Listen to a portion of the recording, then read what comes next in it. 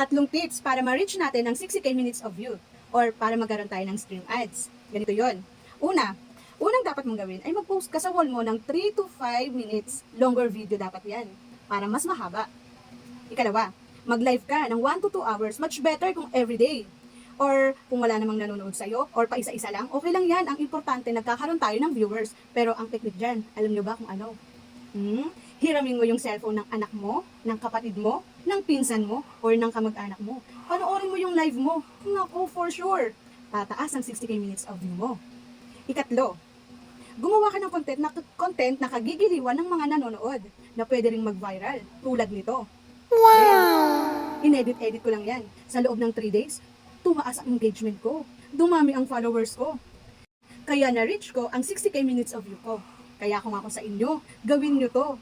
Kasi effective to. Kasi based on my experience yan. Kaya ako na hit ang stream ads ko. Di ba? So kung nagustuhan nyo ang video na to, paki-like and share naman at pa-follow na din. Salamat mga beshi!